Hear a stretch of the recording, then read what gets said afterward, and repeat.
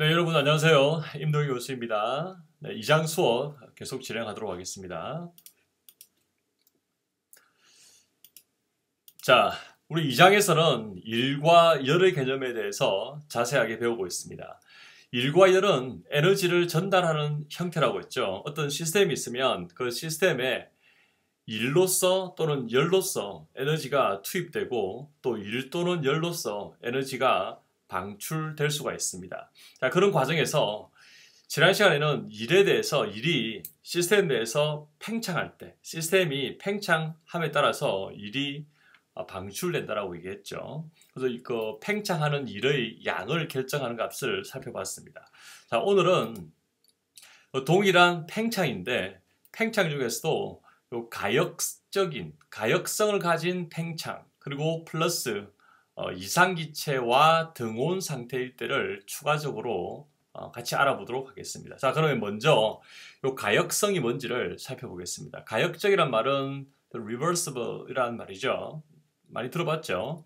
가역성을 가진다는 말은 어떤 변화가 일어날 때 주위에 어떠한 흔적이나 자취도 남기지 않고 왔던 방향대로 그대로 다시 역으로 갈 수 있는 과정을 가역 과정이라고 합니다. 흔히 이런 추가 있을 때 이런 추가 움직일 때의 비가역성은 뭐가 있을까요? 그러니까 비가역의 성질을 나타내게 하는 요소가 마찰력이겠죠. 공기의 마찰력일 수도 있고 또 이 접지 부분의 마찰력일 수도 있고 그래서 이런 마찰을 나타내는 즉 비가역성을 나타내는 요소가 하나도 없을 때는 이 추는 계속해서 계속 움직일 수가 있겠죠. 이런 가역 과정. 그렇지만 이 비가역 과정이라는 것은 비가역성을 나타내게 되는 그런 성질을 가진 것을 비가역 과정이라고 합니다. 자, 가역 과정은 이상적으로는 실제적으로는 존재하지가 않죠. 그렇지만 우리 실제 생활에서도 가역 과정과 굉장히 유사한 근접한 그런 과정을 우리가 준 가역 과정이라고 얘기를 하고 그때의 준 가역 과정도 우리가 가역 과정으로 표기를 합니다. 그때 우리가 준 가역 과정이라는 것은 가역 과정과 비슷한 과정이라고 얘기를 하는데 다른 말로 준평형 과정이라고 얘기를 합니다. 뒤에 나옵니다. 자, 이 그림을 한번 볼게요. 우리 가역 과정이라는 것은 이상적인 상태로서 일을 행할 때는 가장 많은 일을 행할 수 있고 그리고 일을 소비할 때는 가장 적은 일을 소비하는 것이 가역 과정입니다. 자, 이 경우를 한번 볼게요. 이 댐에 물이 갇혀져 있습니다. 그리고 이게 댐 한쪽에 벽면이 왔다 갔다 움직인다고 했을 때, 자, 이 벽면이 이쪽으로 여기 물이 우리가 말하는 시스템이죠. 개입니다. 개에서 벽면을 밀어내는 즉 팽창할 때의 일로 봤을 때 만약에 이 벽면이 천천히 움직인다면 어떻게 될까요? 이 물 수면이 바뀌지 않겠죠. 그대로 유지되면서 벽면이 밀립니다. 그러면 이 벽면에 가해지는 힘의 크기는 화살표의 크기와 동일하다고 할 수가 있습니다. 이때는 우리가 벽면을 움직일 때 천천히 움직인다는 거예요. 그런데 그렇지 않고 만약에 벽면을 훅 이렇게 움직인다라고 하면 어떻게 될까요? 이런 물결침이 발생하겠죠. 이런 물결의 요동침이 발생을 하고 자, 이때는 보세요. 이때는 보면 여기에 물을 천천히 벽을 움직일 때보다 벽면을 빨리 움직였을 때는 벽에 가해지는 힘의 크기가 훨씬 더 작다라는 거예요. 즉 팽창 일의 관점에서는 화살표가 더 작죠. 크기가 더 적은 일을 행하는 게 이게 실제 과정이죠. 실제 과정. 그리고 반대로 물을 천천히 압축한다라고 했을 때 압축이라는 거는 외부에서 개로 이렇게 힘을 밀어 넣는 거죠. 자, 이때는 만약에 우리가 천천히 압축을 한다라고 하면 물은 어떻습니까? 물이 크게 요동치지 않으면서 천천히 가면 이 화살표 크기만큼 우리가 에너지를 투입한다는 거죠. 그런데 실제 환경에서 압축을 할 때 천천히 압축하는 게 아니라 갑자기 훅 이렇게 밀어붙이면 이렇게 물결이 요동치게 되고 보시는 것처럼 여기에 있는 화살표보다 여기 있는 화살표가 더 크고 개수가 더 많죠. 면적이 더 많죠. 다른 말로 하면 실제 환경에서는 compression, 즉 일을 소모하는 경우에는 더 많은 일을 소모하고 그리고 실제 환경에서는 일을 만들어낼 때는 더 적은 일을 더 많은 일을 방출하는 그런 과정을 나타내고 있습니다.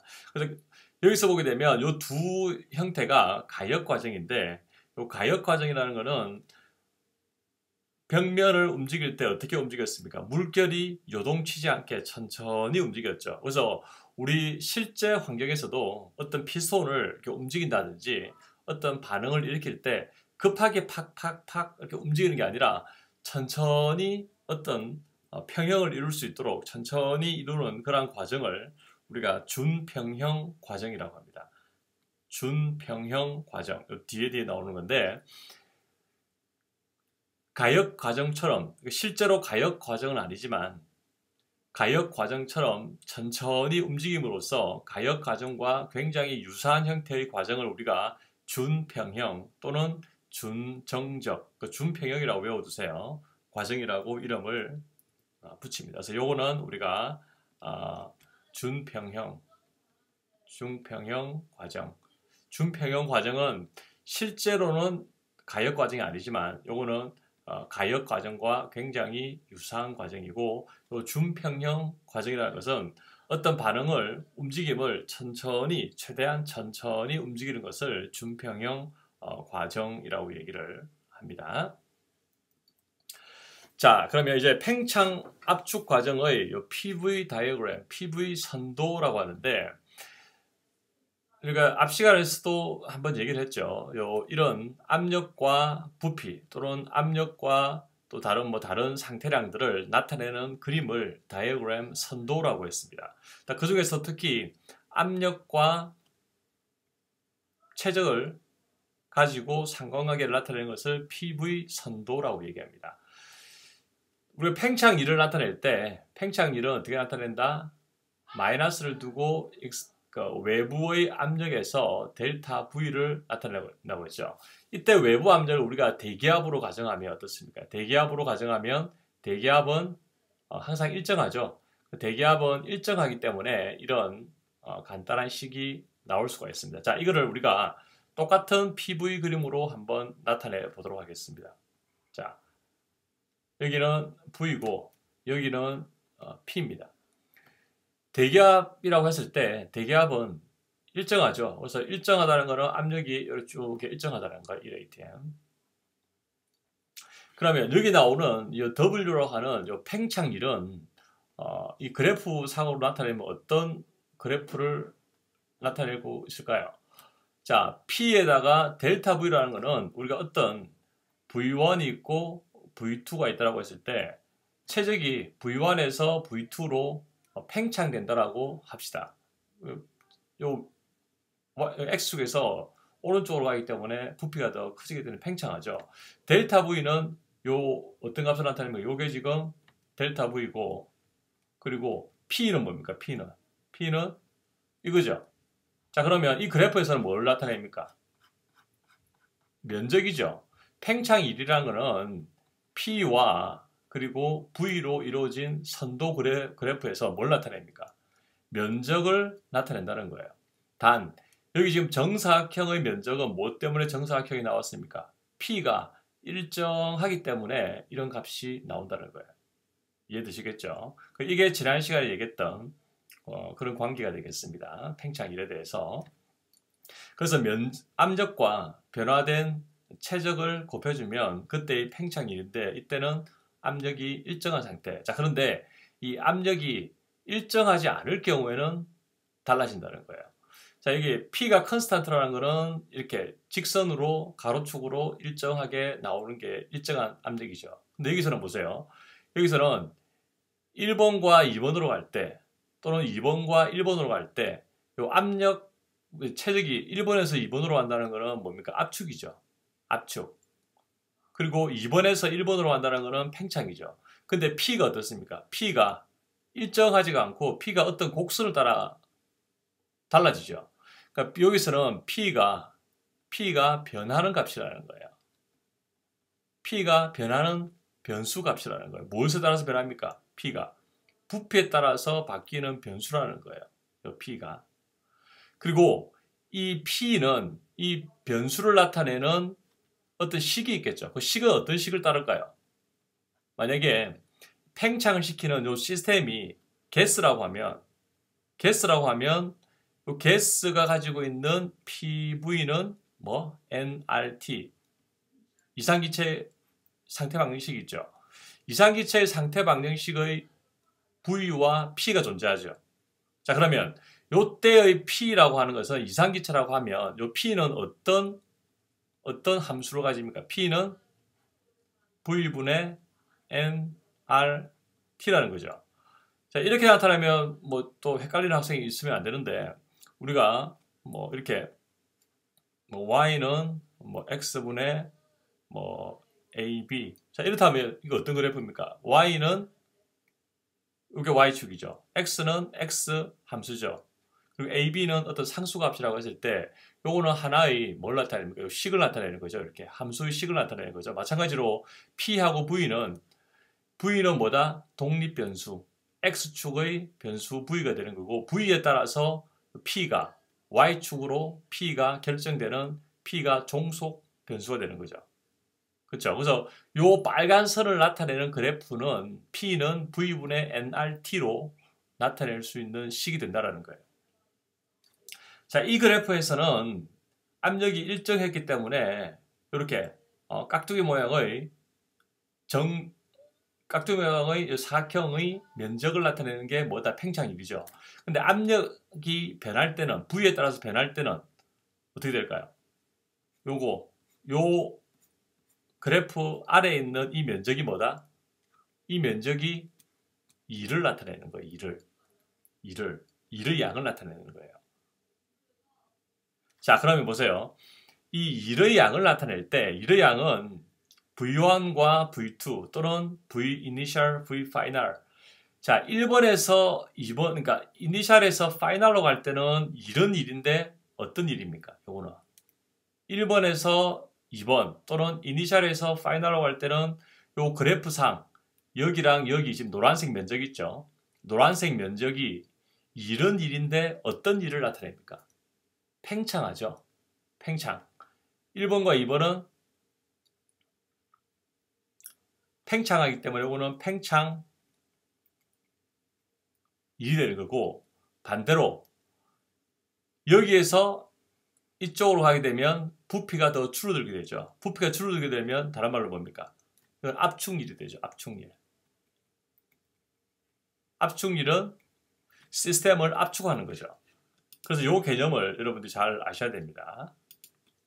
자, 여기서 1번과 2번으로 갈 때는 1번과 2번으로 갈 때는 피스톤이 최초 위치에서 부피가 더 줄어들게 되고 이때는 이런 일인데 뭐다? 이때는 압축할 때 필요한 일 다른 말로 하면 뭐다? 소모일이죠. 압축을 할 때 필요한 일이 있고 또 여기서 우리가 열 에너지를 넣어주면 가스가 뻥 튀기면서 어떻게 될까요? 피스톤이 위로 팡 튀겠죠. 그때는 V2에서 V1으로 튀어오르겠죠. 그러면서 뭘 방출합니까? 팽창일을 방출하죠. 그때는 그래프가 1번에서 2번으로 갈 때는 이 빨간색 그래프를 따랐지만 2번에서 1번으로 갈 때는 그래프가 똑같이 안 갑니다.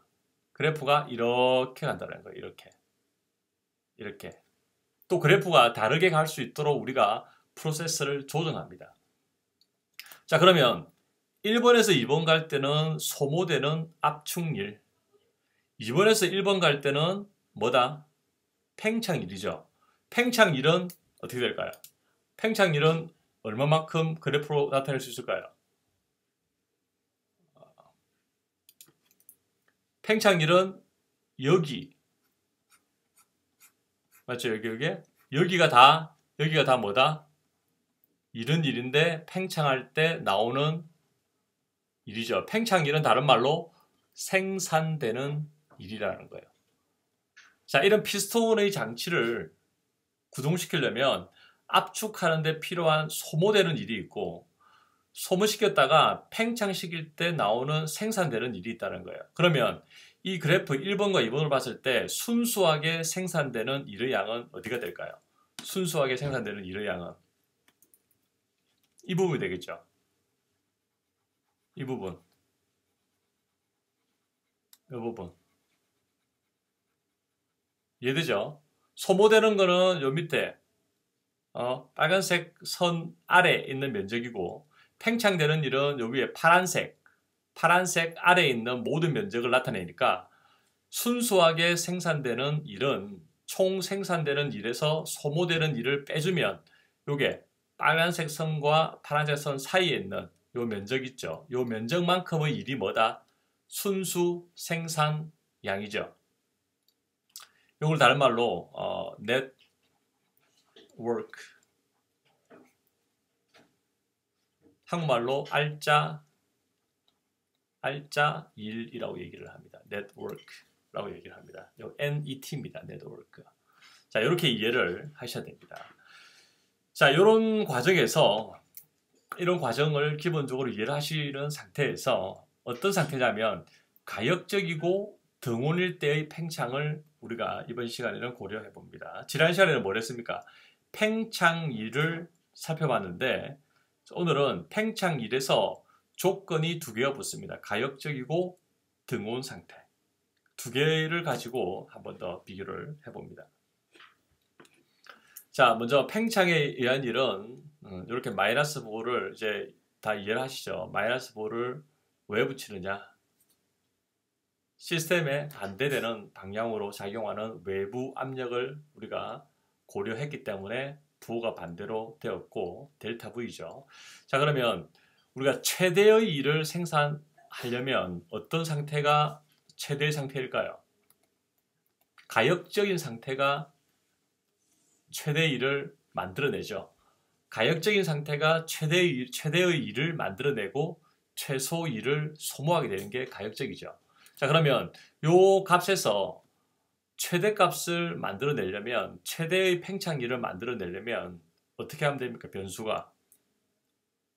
물론 부피가 무한대로 늘어나면 되겠지만 부피가 일정하다고 했을 때는 요 외부 압력이 요 값이 최대로 되면 W는 마이너스 최대값이 되기 때문에 W 마이너스 최대값이라는 것은 생산되는 팽창되는 일이 최대라는 말이죠. 그래서 팽창일은 최대가 됩니다. 자, 그러면 자 보세요. 우리 시스템이 있으면 시스템 요 안에 여기에 피스톤이 있고 여기 P1이 작용을 합니다. 여기 요 안쪽이 시스템이죠. 그럼 이게 뭡니까? 요 P2가 다른 말로 하면 요 PEX죠. 그 외부에서 그러니까 개의 바깥에서 반대로 작용하는 힘이 요 PEX잖아요. 자, 그런데 팽창일이라는 조건이 뭡니까? 팽창은 여기 있는 피스톤이 어디로 움직인다는 거예요? 이쪽으로 움직인다는 전제가 팽창이죠. 피스톤이 왼쪽에서 오른쪽으로 움직이려면 P1과 P2가 같아지면 어떻게 됩니까? 움직일 수 없죠. P1이 값이 커야지 P2보다 커야지 피스톤이 왼쪽에서 오른쪽으로 밀려나겠죠. 맞죠? 그러면 이게 이 말입니다. 외부의 PEX 여기가 내부의 압력보다 작아야지 팽창이 되죠. 그렇지 않으면 피스톤이 수축이 되죠.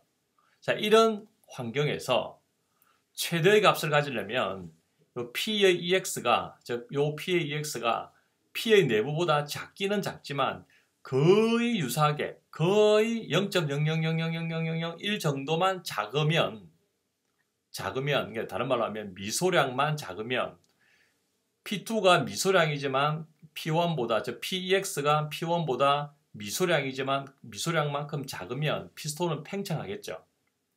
팽창하면서 그때의 일이 최대의 팽창일이 될 수가 있겠죠. 이해되죠? 그래서 다른 말로 하면 외부의 PEX가 내부의 압력과 거의 동일한 상태로 팽창하면 최대의 일을 만들어낼 수가 있고 실제로는 이게 이상적인 가역 과정은 아니지만 아까 우리 앞에서 물결 치는 거 있죠. 물결 치는 것처럼 어떤 과정이 천천히 움직일 때, 즉 요 피스톤도 P의 EX와 P의 내부가 거의 유사한 상태로 이렇게 움직이는 그런 과정을 준평형 과정이라고 얘기를 하고, 실제 가역 과정은 아니지만 실제 가역 과정과 굉장히 유사한 과정이고, 이것을 우리가 실제 환경에서의 가역 과정이라고 얘기를 합니다. 그래서 준평형 과정이라고 얘기하면 실제 환경 상태에서 가역 과정처럼 움직이게 하는 과정을 우리가 준평형 과정이라고 하고, 쉽게 가역 과정과 동일하다고 생각해도 무방합니다. 자, 그래서 최대의 일을 만들어내려면 그 조건이 뭐다? 이 조건이라는 거예요. 내부 압력과 PEX가 거의 동일한 상태로 우리가 어떤 피스톤을 운전할 수만 있다면 최대의 일을 뽑아낼 수 있다는 거예요. 자, 그러면 요 식에서, 요 식은 지금 델타라고 하는 거는 거시변화입니다. 거시변화. 거시변화라는 것은 처음과 나중 상태에서 눈에 띌만하게 체적이든 압력이든 변화가 있다라는 겁니다. 즉 눈에 띈 변화가 거시적 변화고, 그리고 요 DV라고 하는 거는 D가 들어가면 우리가 디퍼런셜, 미분이죠. 미분이라는 거는 미소 변화입니다. 미소 변화는 눈에 거의 보일랑 말랑 보이지 않는다는 거예요. 거의 미소 변화예요. 그럼 이 식을, 요거는 지금 거시 변화죠. 생산된 일의 양은 거시적으로 움직인 델타 V와 압력의 관계다. 근데 요거를 우리가 미시 변화로 한번 바꿔볼게요. 미소 부피. 자, 그러면 델타는 거시 변화, 미소 변화는 미소, 디퍼런셜에 쓰이는 D의 DV로 나타내면, 그럼 이거는 뭡니까? 요거는 거시적 변화의 눈에 보이는 일이죠. 요것도 마찬가지로 미시적 변화의 일의 관점으로 거시적 변화, 미시적 변화 이렇게 나타낼 수가 있죠. 자, 그러면 최대의 일을 생산하는 과정에서 우리가 준평형 과정 또는 가역 과정이라고 얘기를 하면, 왜? 지금 최대의 일을 만들어내는 환경을 우리가 만들어내고 있죠. 다른 말로 뭡니까? 이게 거의 같지만 같다라고 해도 되죠. 그리고 요거를 같기 때문에 정확히 같지는 않지만 같다라고 보는 겁니다. 요거를 내부랑 외부랑 상관없이 그냥 단순히 P로 나타낸다는 겁니다. 동일하기 때문에. 그럼 요 PX를 요 P로 대체를 시킵니다. 되겠죠?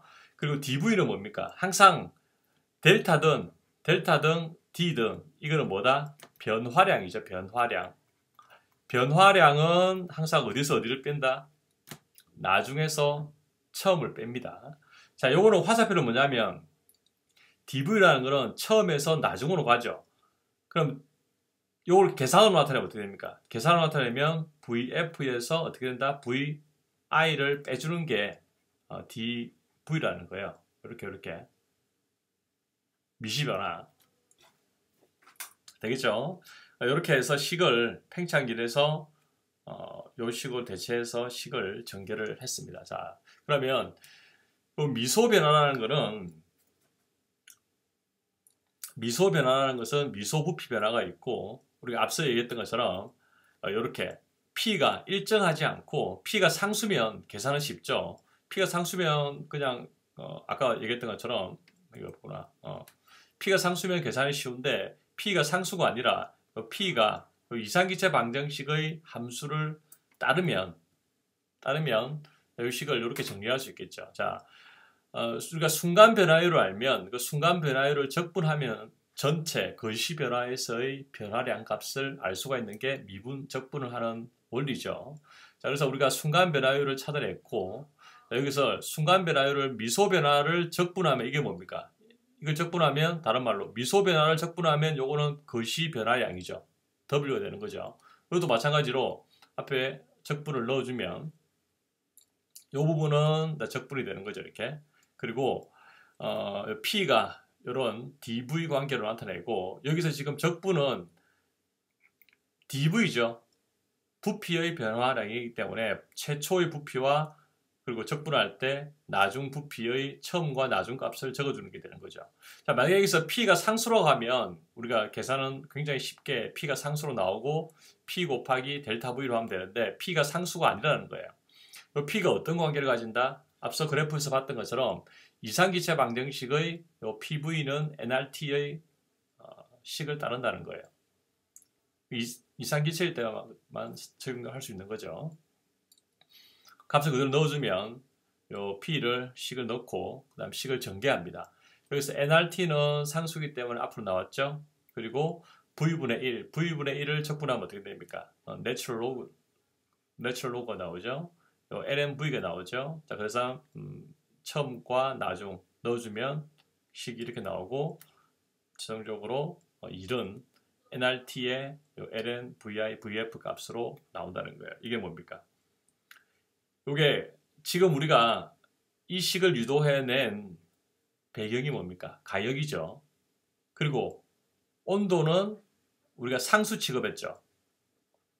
상수 취급했으니까 앞으로 빼냈잖아요. 다른 말로 하면 온도가 상수란 말은 처음과 나중의 온도가 일정하다는 거죠. 그래서 가역이고 등온이고 팽창에 의한 일. 그리고 조건은 뭡니까? 이런 조건이 나온 배경이 이상기체일 때 이런 조건이 나왔죠. 그래서 이상기체일 때 가역, 등온, 팽창에 의한 일은 요 식에 의해서 결정이 될 수가 있다는 거예요. 다른 말로 하면 요 앞에 나온 이거 있죠. 요거. 요 값을 아까 앞에서 했던 거죠. V하고 마이너스 nRT 쪽 식을 가지고 면적을 통해서 값을 찾아낼 수가 있다는 겁니다. 이렇게 기억을 하시면 되겠습니다. 아시겠죠?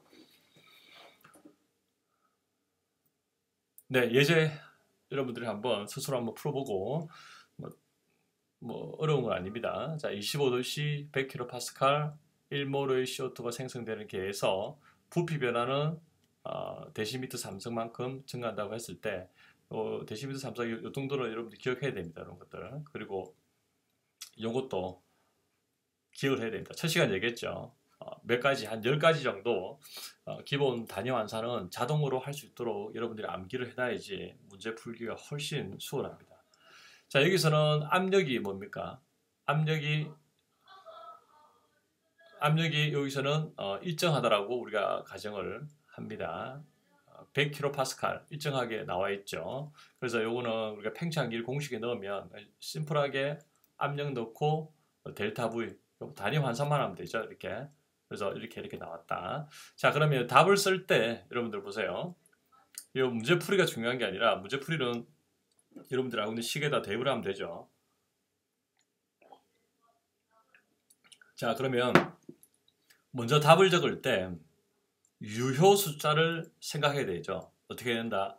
유효 숫자, 최소 유효 숫자 개수를 맞춰야 되겠죠. 이건 유효 숫자 2개, 요거는 3개, 요거는 2개. 맞죠? 2개. 요거는 아닙니다. 요거는 단위 환산이기 때문에. 요거는 정의잖아요. 1이 데이터가 아니라 1.0000 그 데이터죠. 데이터가 아니라 정의에 의한 그 값이죠. 그러면 최소 유효 숫자가 2개죠. 그럼 값이 이렇게 나왔으면 이렇게 적으면 된다, 안 된다? 안 되죠. 요거를 유효 숫자 2개로 바꿔줘야 되기 때문에 이렇게 적어야 된다고 얘기를 했죠.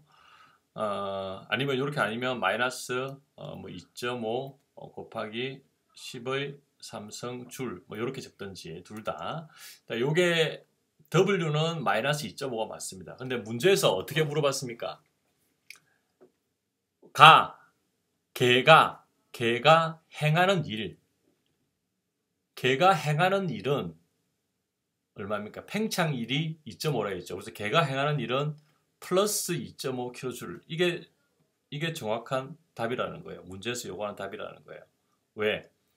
W가 마이너스 2.5가 나왔다는 말은 수학적 표현일 뿐이죠. 그 수학적 표현을 말로 풀었으면 어떤다? 마이너스 2.5란 말은 팽창한 일의 양이 플러스 2.5란 말이죠. 우리가 그렇게 정의를 했잖아요. 잘 헷갈리면 안 됩니다. 그래서 요게 2.5kJ만큼 걔가 일을 했다라고 적는 게 정확한 답이라는 거예요. 자, 여기서도 마찬가지로 땡땡땡땡 가역적이고 계산하라. 요거는 요거는 가역적이고 그리고 온도가 일정하고 등온이고 그리고 이상기체 여기서는 이상기체라고 지금 나와 있지는 않지만 실제 문제에서는 이상기체라고 주어질 겁니다. 아니면 어떻게 해야 됩니까? 이상기체라고 주어져 있지 않으면 여러분들이 어떻게 파악해야 됩니까? 주어진 온도와 그리고 압력에서 임계점, 아르곤이 가지고 있는 임계 온도랑 임계 압력을 여러분들이 데이터를 찾아야 되죠. 데이터를 찾아가지고 그 데이터가 임계 온도보다 더 높고 임계 압력보다 더 낮으면 그 기체를 이상기체로 간주할 수 있다고 했죠. 그게 확인되면 이제 여러분들이 이게 이상기체라고 생각하고 문제를 풉니다. 요 앞에서 유도했던 그 식이죠. 마이너스 nRT, R은 요 R 값을 이런 것들은 시험 칠 때 주어집니다. 그래서 식에 넣으면 마이너스 이렇게 나왔죠. 여기도 뭐라고 했습니까? 팽창할 때 보세요. 팽창할 때 개로 행해지는 일이라 했죠. 같은 문제죠. W가 마이너스 1.7이 나왔을 때 개가 행한 일은 얼마입니까? 개가 행한 일은 1.7kJ이죠. 맞죠? 개가 행한 일은 1.7이기 때문에 개로 행해진 일은 마이너스 1.7이 되는 거죠. 그리고 여기서 왜 마이너스 2로 했냐면 유효수자가 어떻게 됩니까? 두 개, 한 개, 두 개, 두 개죠. 그럼 유효수자가 한 개죠. 그래서 마이너스 1.7로 적으면 되는 게 아니라 반올림해서 유효수자 한 개로 나와야 된다는 겁니다. 자, 이거 지난 시간에 얘기했지만 여러분들이 가지고 있을 때 빵 두 개를 가지고 있다. 빵 두 개를 다른 사람한테 준다는 말은 여러분들은 빵을 몇 개 먹었습니까? 여러분들은 그러면 빵을 몇 개 받은 형태가 됩니까? 여러분들은 빵을 마이너스 두 개 받은 형태가 되는 거죠. 두 개를 잃어버렸다는 말은 다른 말로 마이너스 두 개를 받았다라는 말이죠. 그렇기 때문에 여기서 물어볼 때 이건 말장난으로 생각하면 되는 게 아니라 중요한 관점입니다. 개가 행하느냐, 개로 행해지느냐의 관점이기 때문에 방향성이기 때문에 여러분들 잘 구분해서 해석을 하고 답을 적어야 됩니다. 요거는 개로 행해지는 일은 개에서 나간 일이 그러니까 개에서 나간 일이 2kJ이기 때문에 개로 행해진 일은 마이너스 2kJ이라는 거예요.